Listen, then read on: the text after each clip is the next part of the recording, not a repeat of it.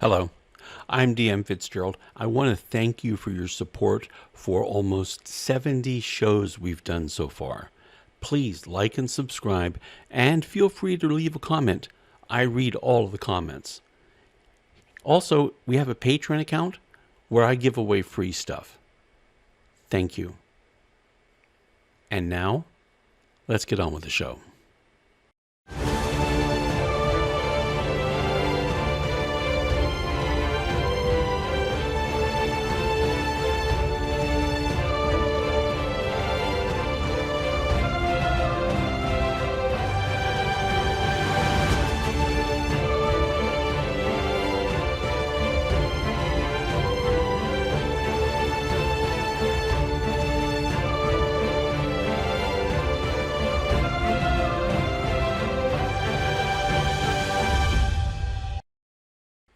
When last we left our intrepid adventurers, the party was passing through the last Sadikadishian town, and Morgan takes a few minutes to thank the guards and give each one a small gift wrapped up in red paper. She tells the party that the Do will be staying behind since they'll be moving into Southern Deseratan territory. She mentions that this bridge was built by Deserata when Deserata was a young city-state. They fought Absalom's master, the dragon Gozlor, and the Deseratan army built bridges and the like as they went. Unfortunately, those things that they built have been allowed to fade, and this bridge is one of the few things that remain.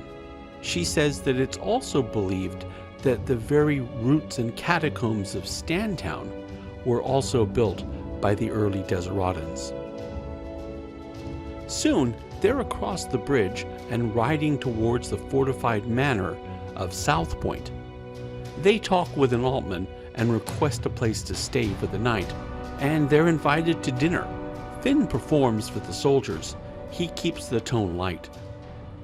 Marcus has overshadowed everybody since the paladin is known far and wide. The soldiers ask him to tell their war stories, and the soldiers have a few stories of their own. In the morning, they prepare to ride on. They cross the barrier mountains, following the southern trade route, and just as the shadows begin to grow long, they come across a small village. Morgan says that she thinks that the town is called Diamond Hold, and from the looks of it, the population isn't very large. The party is welcomed into the inn. The other occupants are a couple of guardsmen and some merchants heading south into Sadikadish. They finish their meals, and one of the tavern boys approaches the party. He asks if they want to see a wonder. Seraph and Robin demur and head back to their room. Akai is in the middle of a drinking contest. However, the rest of the party follows the young man into the woods. He tells them that hundreds of years ago, in this village, there was a discovery, and both the Recorder family and the Greenhand family sent representatives to investigate the object. It was a small mound with the top sheared off and runes cut into the bare stones. After some investigation, the two sides began attacking each other. Both sides were battered and bloodied, but nobody had been killed. Yet. The two sides discussed the possibilities of sharing the site and taking turns studying it. One of the Greenhands, named Demon Demonstrator, scoffed at the idea and leapt to the top of the mound and claimed the device for the Greenhands. He pulled power from the spot to create a vortice of magic. The others threw spells at him, but it just seemed to pass right through him. However, the magical forces on the stone were so powerful that Demon Demonstrator was torn to pieces. A faint glow hovered over the stones, but the two sides were too locked in combat at this point to notice or care.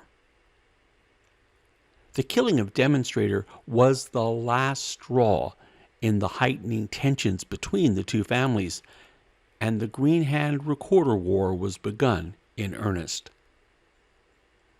The mound was tested later, and there was nothing special detected on the site at all. The war lasted for years, and both families were decimated. The site is now almost forgotten. The party observes the artifact, and Scala gasps and says, "I know what this is."